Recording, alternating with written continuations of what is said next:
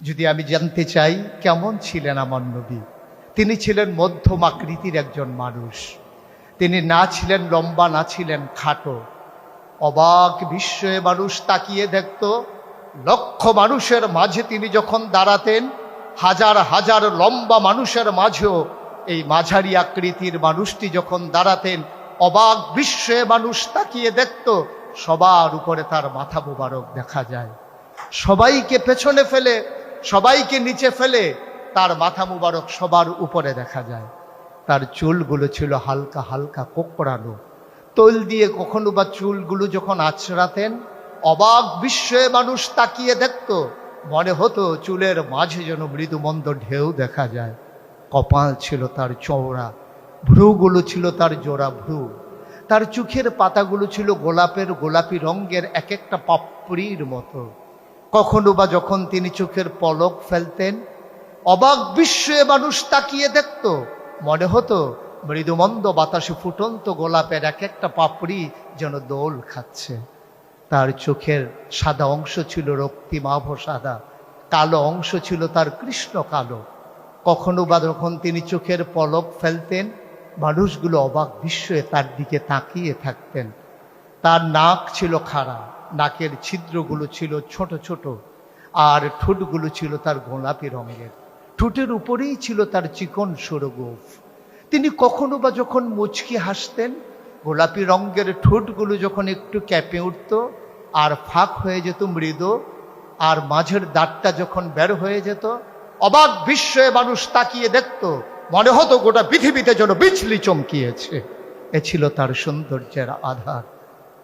তিনি কখনো বা যদি হেঁটে যেতেন কোনো মেঠু পথে, মরুপ্রান্তর দিয়ে তিনি যখন হেঁটে যেতেন, মানুষগুলো তার পেছনে পেছনে হাঁটত। 1 মাস পরে কোনো এক সাহাবা যখন ওই পথে আবার আসতেন, ওই পথের ওই জনপদের মানুষগুলোর কাছে জানতে চাইতেন, এ পথ কি মারিয়েছেন আমার নবী? কখনো কি এ পথে হেঁটে গেছেন আমার নবীজি? অবাক বিশ্বে ওরা জানতে চাইতো, তুমি কেমন করে বুঝলে? তিনি তো 1 মাস আগে এই পথে হেঁটে গেছেন। সাহাবা চোখের পানি ছেড়ে দিয়ে বলতেন, 1 মাস আগে আমার নবী হেঁটে গেছেন, আজও যেন এই পথে আমার নবীর গায়ের জান্নাতি গন্ধ পাওয়া যায়। এ নবী যখন প্রচণ্ড রোদের মাঝে খরতাপে ঘেমে যেতেন, কপালে যখন মুক্তার দানার মতো ঘামগুলো জমে যেত, আস্তে করে তিনি তার বিবিদের ঘরে, আমাদের মায়েদের ঘরে যখন যেতেন, মায়েরা তাকিয়ে দেখতেন কপালের মাঝে মুক্তোর দানার মতো ঘাম জমে আছে, যেন সোনার মাঝে সোহাগা। মায়েরা বলতেন, চুপটি করে আপনি একটু বসবেন দয়া করে। নবীজি বসতেন। মায়েরা ছোট্ট শিশি খুঁজে বের করে নিয়ে আসতেন। অতি যত্নে, পরম আদরে তার কপালের মুক্তার দানার মতো ঘামগুলো তারা শিশির ভিতরে ঢুকিয়ে তারা মুখটা বন্ধ করে রেখে দিতেন। কখনো বা যখন ঈদ আসতো, কখনো বা যখন কোনো আনন্দ ঘন পরিবেশ হতো, তারা সেই লোকানো ঘাম বের করে আতর হিসেবে ব্যবহার করতেন। মানুষ চমকে উঠতেন, এত দামি পারফিউম পেলে কোথায়? মায়েরা বলতেন, আমার প্রাণের স্বামীর জমানো ঘাম। এ ছিলেন আমার নবীজি। আমার নবী যখন হেঁটে যেতেন মরু প্রান্তরে, অবাক বিস্ময়ে মানুষ চিন্তা করত, ভাবত কেমন করে তিনি হেঁটে যান এবড়ো থেবড়ো পাথরের উপরে। উনি কি ব্যথা পান না? পরীক্ষা করার জন্য পেছনে পেছনে ছুটে যেতেন সাহাবারা। নবীর কদমের নিচে পড়া পাথরগুলো তারা হাতে নিয়ে দেখতেন, নবীর কদমের সম্মানে মরুভূমির শক্ত পাথর তুলার মতো নরম হয়ে গেছে। তিনি যখন হাঁটতেন মরু প্রান্তরে, মাথার উপরে যখন সূর্য দাঁড়িয়ে থাকত, তখন আল্লাহ রসুল সাল্লাল্লাহু আলাইহি ওয়াসাল্লাম সেই সূর্যের আলোর নিচে দিয়ে যখন হাঁটতেন, মানুষগুলো হাঁটতে যখন ভয় পেত, মনে হতো সেই তপ্ত মরু বালুর মাঝে ধান দিলে ক্ষয় হয়ে যাবে, চাল দিলে বুড়ি হয়ে যাবে। তার মাঝেও নবী যখন হেঁটে যেতেন, সবাই অবাক বিস্ময়ে তাকিয়ে দেখতেন কেমন করে তিনি হাঁটেন, কেমন করে তিনি পথ মারিয়ে যান, কেমন করে তিনি এমন করে এই সুন্দর করে রাস্তা দিয়ে হেঁটে যান। গরম লাগে না? তার কি অস্বস্তি হয় না? সবাই উপরের দিকে তাকিয়ে দেখত, মেঘমালা আমার নবীর মাথার উপরে ছায়া দিয়ে দিয়ে এগিয়ে যায়।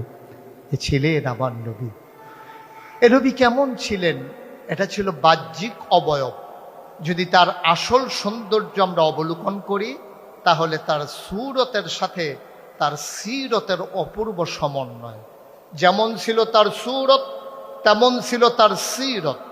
এই নবী করিম সাল্লাল্লাহু আলাইহি ওয়াসাল্লাম, তাকে আল্লাহ তাবারক ওয়া তাআলা তিল তিল করে পরিপূর্ণ মানব অবয়ব দিয়ে মনুষ্যত্বের বিকাশ ঘটিয়ে পশু প্রবৃত্তির দমন করে কুপ্রবৃত্তিগুলোকে তার মাঝ থেকে সরিয়ে দিয়ে সুকুমার ভিত্তি লালন করানোর মাধ্যমে গোটা বিশ্বের মানুষের মাঝে তাকে ঘোষণা দিয়ে দিলেন, তিনিই হচ্ছেন সারা মানব।